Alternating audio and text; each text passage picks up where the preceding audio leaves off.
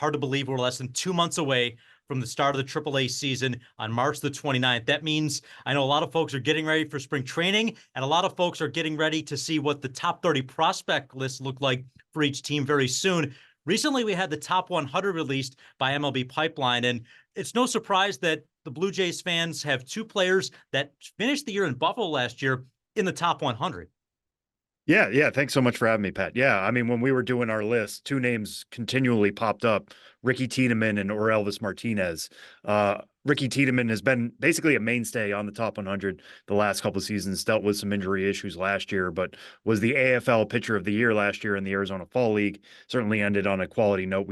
We're definitely going to get him on the list this year. And then Orelvis Martinez was somebody we kind of went back and forth on, but I really, and I'm sure we'll get into this, really like the improvements he made by the time he reached Buffalo, starting at Double A New Hampshire and then getting to Buffalo. And the power is real for Orelvis Martinez. He's still plenty young, and those are guys who appear on top 100 lists. I don't want to delve into Orelvis definitely in just a second, but let's start with Ricky Tiedemann, who's inside the top 30 even of the top 100 prospect list, and the number 2 left-handed prospect, at least going into through the end of last season. And for Ricky, I almost look at the Arizona Fall League. There's been a lot of players as of late. He's the latest example. Maybe missed a bulk of a regular season in the minor leagues, but used the Fall League to try and springboard them into a successful offseason going into that next year. Yeah, I mean, the AFL is a very interesting league, right? Like we treat it as if it's the prospect graduate school. You send guys there to get extra work at the end of the year, maybe give them a look to put them on the 40-man, stuff like that. But in cases like Ricky Tiedemann, where he was dealing with shoulder injuries, issues last year, he really needed to make up some innings. And typically the AFL is actually very hitter friendly. So for Ricky Tiedemann to show out like he did last year in the Fall League was just a sign of how dominant he can be. It's a mid-90s fastball. He can ramp it up to around 98. He can show a really promising sweeping slider. You can call it a sweeper if you want in this age of how we delineate certain pitches, but it's definitely got some really promising sweep to it.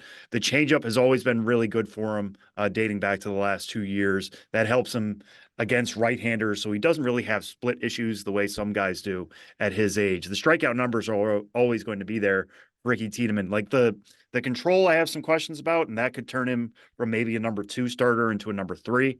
We'll see how that develops. He just wasn't on the mound enough last year to really iron that out. And by the time he made Buffalo, that was a very limited amount of time. So we'll keep an eye on it going into this year. Talking to some people in Toronto about what to expect for Ricky Tiedemann. You have to hope he just gets to 100 innings this year. What does that look like? I'm going to be fascinated to find out, because there's an argument to you want him being a starter all year long. You want him taking the ball every 5th day.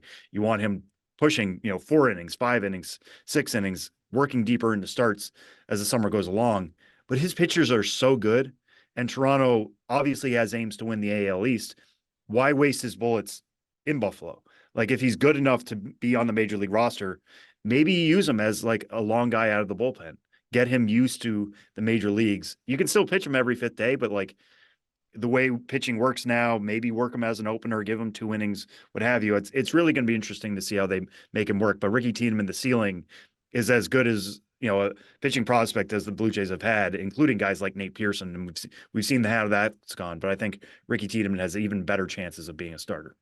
As you're talking, Nate Pearson, to me, was the example of kind of what you're talking about. It wasn't a big league stint, so to speak, but remember coming off that fractured forearm, pitched in the Fall League, and then he was worked in 2 innings in one start, 5 innings in another. Those alternating appearances. Maybe as you ramp up and maybe want to save some of those innings, would it be at a AAA level for Ricky Tiedemann? Could it be, what level could depend, but could you see a model of something like that potentially of kind of what you're talking about? Yeah, I mean, I think hopefully the Blue Jays have learned something from the Nate Pearson model, because we haven't seen it work out, right? Like it sounds good on paper, or looks good on paper, I should say. But I kind of go back to like what the Brewers have done the last few years. They typically have brought up even their best starting pitchers as relievers first. They want them getting comfortable at the major league level, and if you are good enough, you will crack the rotation at some spot. The Blue Jays know what they have in Ricky Tiedemann. It's not a doubt of talent. It's just what kind of role do they want him getting used to that routine of pitching every 5th day, or do they think he's good enough to figure it out? He's smart enough, as long as he's getting major leaguers out, that'll transfer whatever the role is. So, like I said, I'm fascinated to see how it goes. If it was up to me, I would get him in the major leagues because if he's ready, he's ready. And trust the guy you have, and they know Ricky Tiedemann is certainly a confident pitcher. He would take to that assignment no problem, at least in terms of mentality. But yeah, I think again, if you're in the Blue Jay system right now, you're looking at the Yankees being really good this year, the Rays being the Rays as always, and the Orioles being resurgent and potential World Series contender themselves. Like you don't want to waste guys in AAA if you think they're major league ready.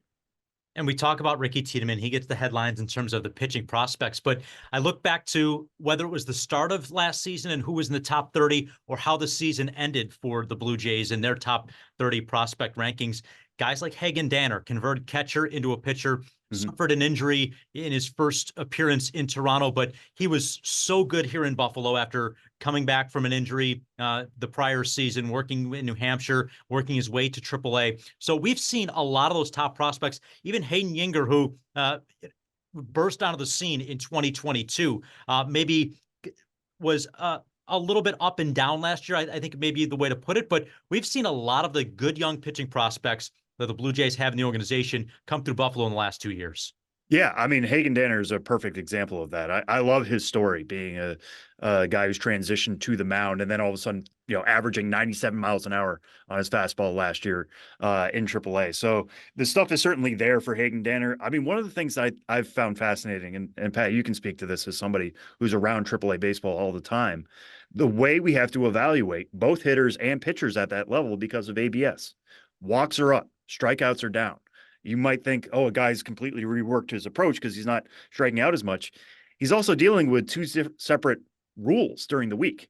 So, whether you're dealing with a very defined strike zone one part of the week in the ABS, or you're working the challenge system the other half, we're seeing guys strike out less. And you're seeing guys like Yanger, who you said, like, you look at the numbers, they weren't stellar, but he was actually striking guys out. This stuff is certainly still there for him. So you might not look at the ERA so much anymore, but you look at what he was doing. A mid-90s fastball, the changeup was getting good swing and miss. He's got like an upper 80s cutter / slider. So you just have to trust the stuff more at AAA than ever before, and kind of look at the results with a little bit more of a cocked eye. I think you're so right, because I think it was the feeling out process of this past year, right? And you mentioned it. 3 days in full ABS, 3 days in the umpire challenge system, and kind of figuring out the two different strike zones.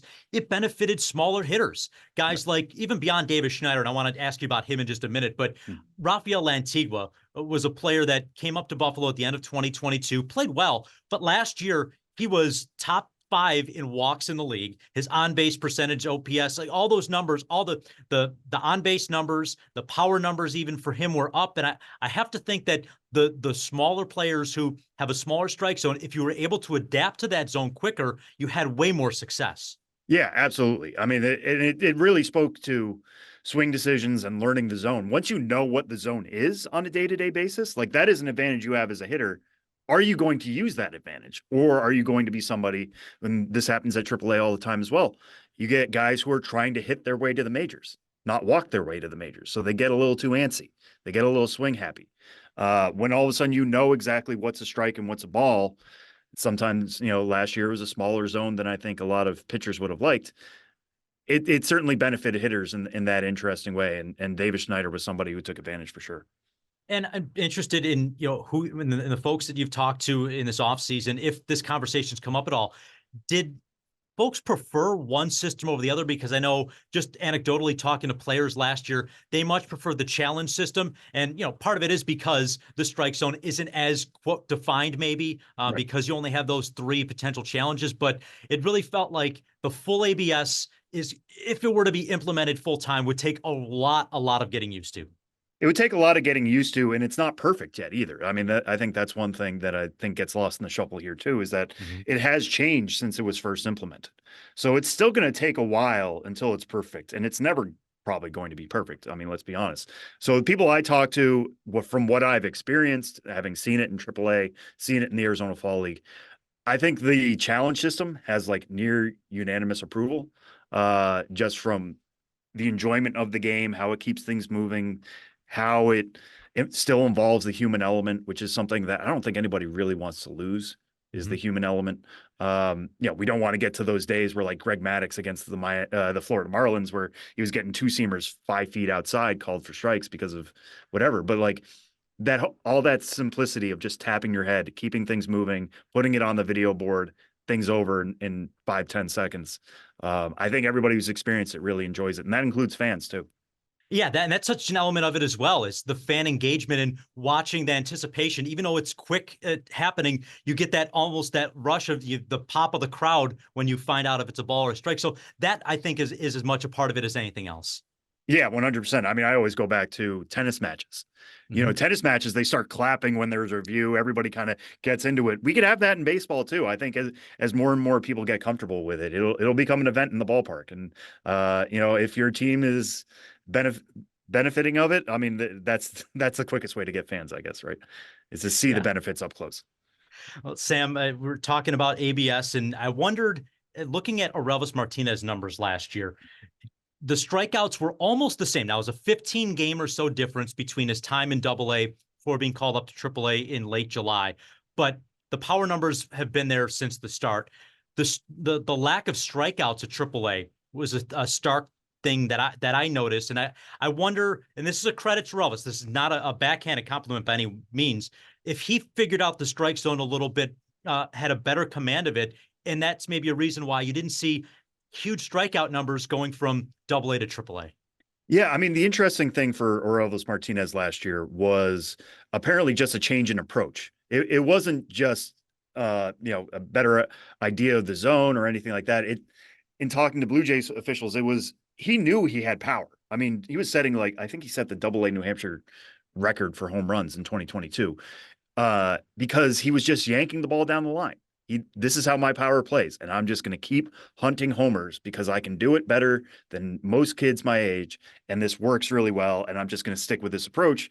And then all of a sudden you're hitting 210 with an OBP, around the 290 area. Yeah, you might be slugging high fours, but like the whole package isn't working here. And it just took him time to really get on playing with that and be like, okay, I can't just be pull happy here. If the pitch is on the outside corner and I can hit it, go out and hit it. Don't try to be pulling things. Don't be really uphill in my swing. And that, I think, really clicked about the midway point of the last season. And that carried to AAA Buffalo, which is like very encouraging, I think, because again, like I said earlier, you get guys going to AAA and all of a sudden they're trying to hit their way to Toronto. He wasn't doing that. He was sticking with the approach that he had at New Hampshire. That's what pushed him back onto our top 100 at number 89, those approach changes, because the power is there. I mean, he could hit 30 plus homers every season moving forward from here. He's already doing it. And if he's staying on the dirt, that's obviously very valuable. It's just, can he get to a place where that on base percentage is 330, 340 range?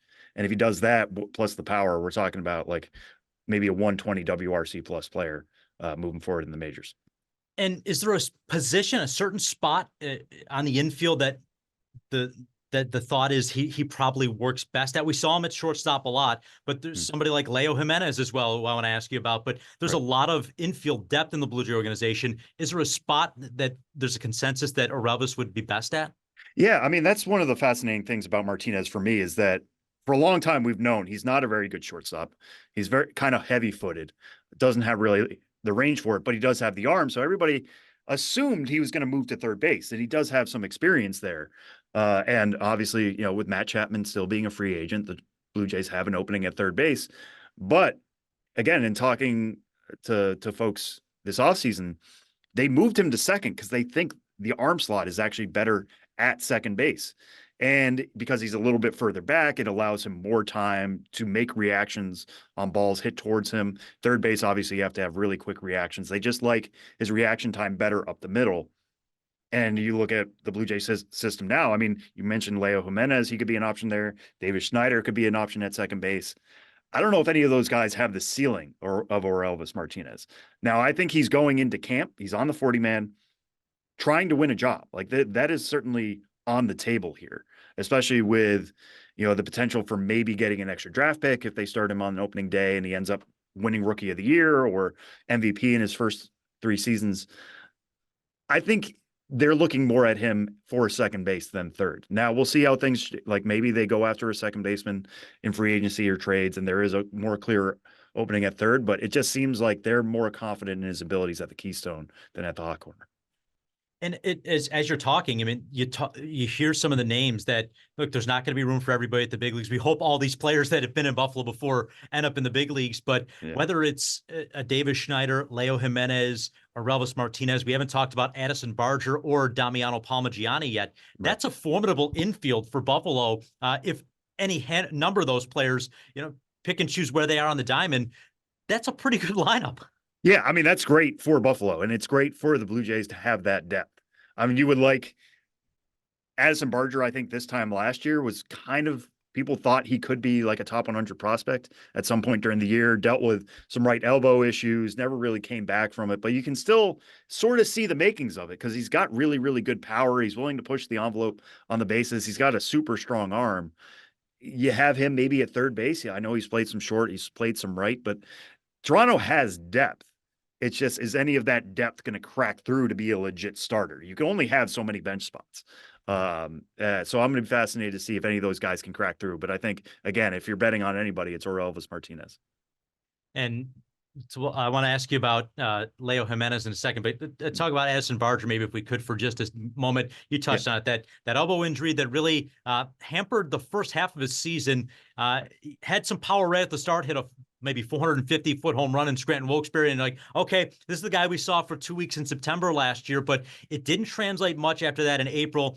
Finally got right, and I really thought over the second half of the year, he was the player that we kind of expected going into last year. Yeah, I mean, he's somebody, and again, like our top 30 rankings are going to come out in a month, and they're done by Keegan Matheson, who's the Blue Jays beat writer.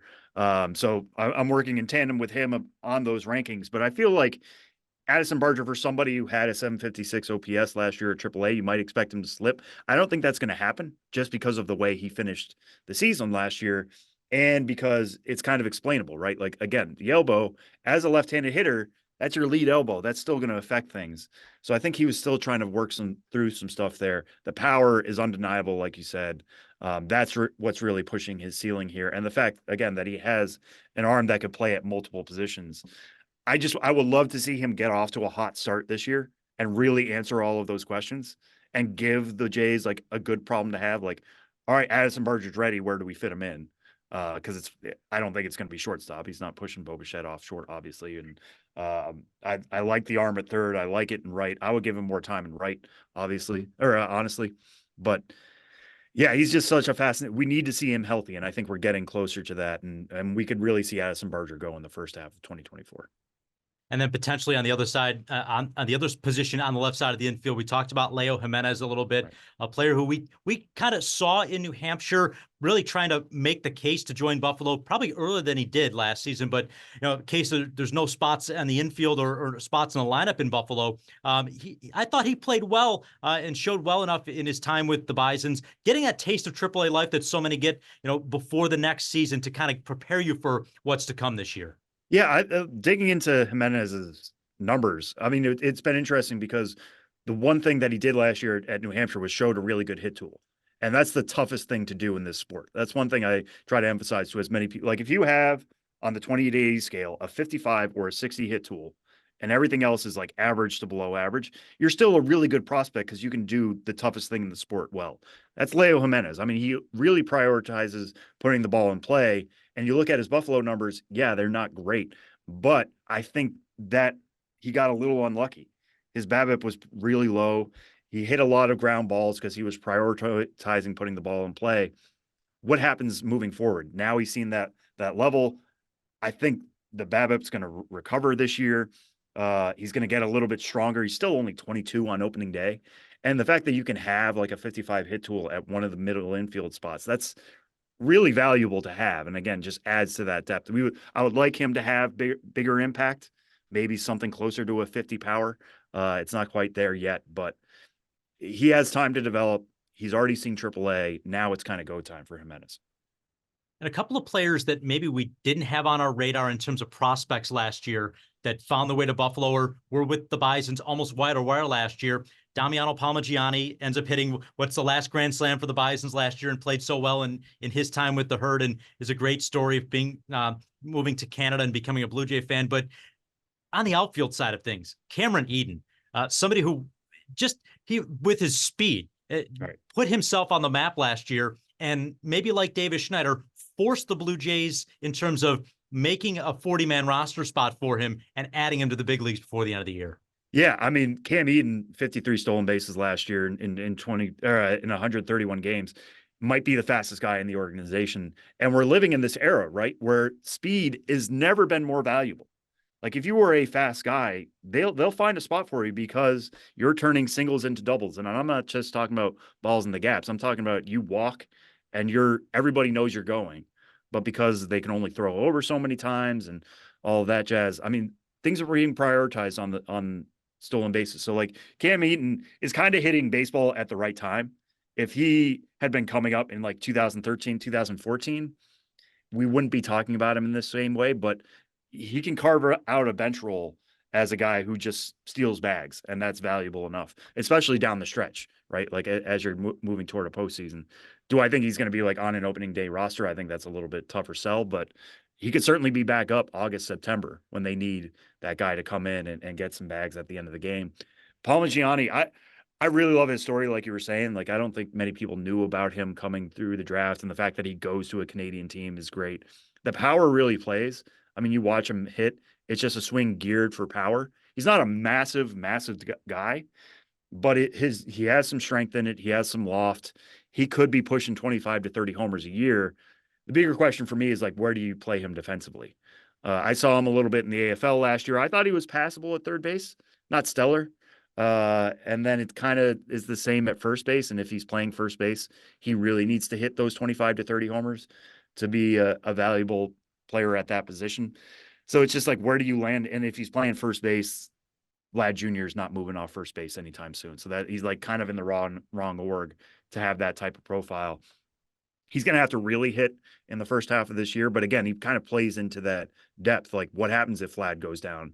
Spencer Horwitz could move to first base, but then you have Palmagiani filling in behind him as that power bat off the bench. So he's a good guy to have in that system. I just need to see a little bit more athleticism out of him, but he's knocking on the door for sure. We've talked plenty about the Arizona Fall League. Another player that was out there last year. I'm interested where you think he starts the year and how that his role kind of evolves is Will Robertson.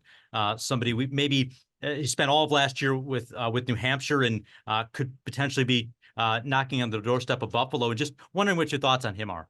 Yeah, Will Robertson, kind of interesting. He's probably going to be off our top 30 list, kind of just looking at where things were. He was 25 last year, had 19 homers. Like everything was kind of trending in the right direction for him. He's a corner outfielder at best. A little old for that level. He's going to be age 26 this year. He is just kind of like a depth outfielder.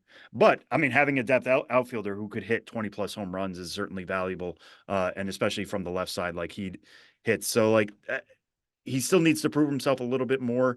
Was a solid bat in the AFL, but not quite what he needs to be to crack this. But, I think the Blue Jays, it's not a seller system, but it's a deeper system than I think a lot of people think. So like having Will Robertson in that area, he'll just more be a depth guy, I think, this year, but not a bad guy to have in the system by any means. And as we talk about, where players maybe slot out, the bullpen has been such a strength of the Bisons roster the last couple of years. And one of those guys, he's not a top prospect per se, but he's kind of forced some eyes on his effort and how he's pitched is Brandon Iser, a left-hander drafted out of Oregon State. And he really led a strong bullpen last year. He now has the franchise record for most appearances in a single season. Hayden Yinger also is in the top 10 list. So I just wonder what the bullpen will look like this year for the Bisons with some of those arms probably coming back for 2024. Yeah, I'm actually even more fascinated by like some of the guys who are coming up in that bullpen. Guys like TJ Brock, Mason Fluharty, Connor Cook. All three of those guys have incredible sliders. I don't know if like the Jays are just teaching plus sliders to these guys, or they're just drafting well, adding guys to the system who have that. But those guys really lean into them. They know their strengths. kind of the same way with Chad Dallas, who's a starting pitcher. He's another guy who threw his slider 40% of the time last year at Double-A. But they're just getting these guys who throw these wicked sliders, that getting swing and miss. I think those guys are guys you kind of push and want them central to your bullpen. So let's talk about like TJ Brock, Fluharty, Cook. Zulueta is probably going to be back. Who we mentioned, excuse me. Danner, depending on what his health is and how things kind of go for it. That's a wicked bullpen, and they're going to have lots of arms potentially coming towards Toronto. It's exciting, and you mentioned some of the potential starting pitching for the Bisons this year, and that's another area where I think it's been a very veteran-heavy rotation for the Bisons the last couple of years, probably by necessity. The Blue Jays maybe needing that pitcher that could step into a big league role. And sure, we've talked about Ricky Tiedemann could be an option in the big leagues, but what is the starting pitching, your sense of potentially for Buffalo in terms of the prospect pool this year? Yeah, I do think like Chad Dallas should be pitching for Buffalo at some time next year. He was one of our pop-up prospects. He ended the year last year at number 13.